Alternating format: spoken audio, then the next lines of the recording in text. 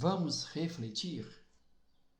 O assunto de hoje é um assunto muito importante porque é o que Kardec vai dizer que é a chave que explica todos os fenômenos nos quais nós podemos conhecer, que é o perispírito.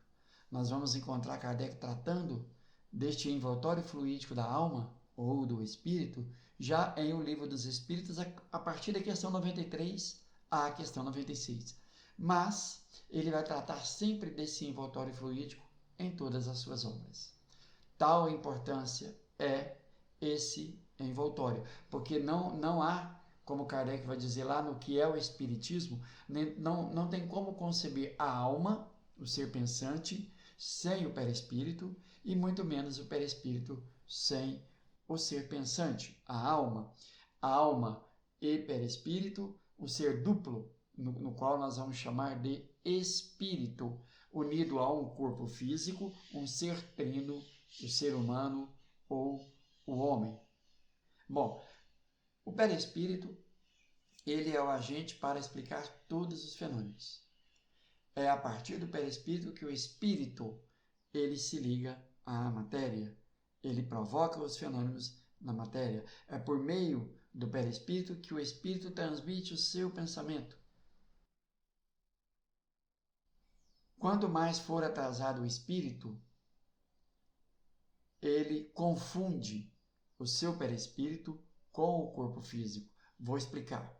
Ao morrer, o ser humano, a pessoa, quando morre, o espírito ainda naquele período de perturbação, ele olha, ele se vê, ele se olha e ele se vê, ele está íntegro, mas ao mesmo tempo ele vê o seu corpo do lado e isso causa a ele uma certa confusão, potencializando ainda esse período de perturbação, esse estado de perturbação. Então é muito importante entendermos que o perispírito é esse agente, esse envoltório da alma, do espírito, e que o espírito muitas das vezes confunde, acreditando ainda estar vivo. No movimento espírita, colocaram órgãos no perispírito, colocaram uma série de coisas que não existe no perispírito. Tudo que o espírito diz sentir, tudo que o espírito reclama, dizendo estar com fome, dizendo estar com dores, tudo é ilusão. Tudo são lembranças da vida que ele deixou, a vida material, e que ele precisa de um certo tempo para despojar dessas ideias. Então, quando o espírito diz estar sentindo dores no estômago, não é que ele tem um estômago. Quando o espírito diz que precisa respirar, não é que ele tenha pulmões. É importante entender que, por ainda não compreender bem o que se passa, ele acredita estar vivendo uma vida ainda de encarnado. Então ele vai reclamar dores no estômago, nesse exemplo que eu dei, ou nos pulmões, faltando ar, enfim, seja o que for.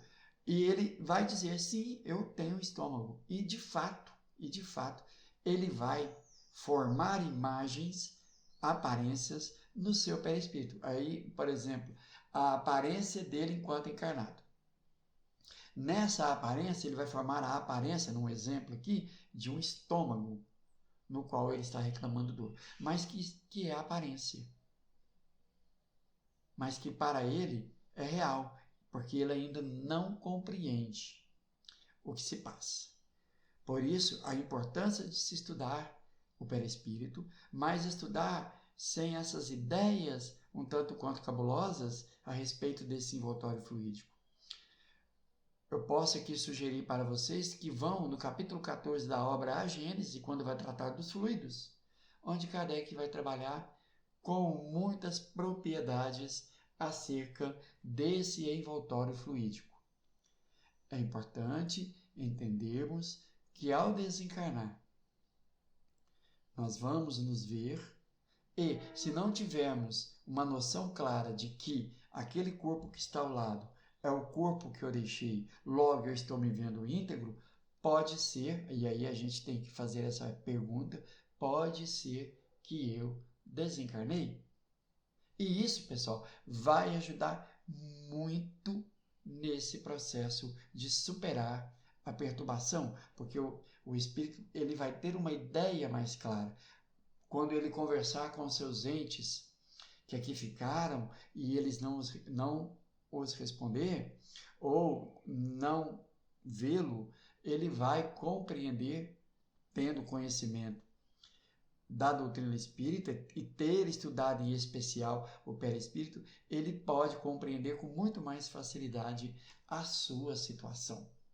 Como eu disse, e aí o próprio Kardec está dizendo, que o simples fato de não compreender, estar vendo o seu corpo deitado de um lado e ao mesmo tempo se vendo íntegro, inteiro, isso causa ao espírito, potencializa a sua perturbação.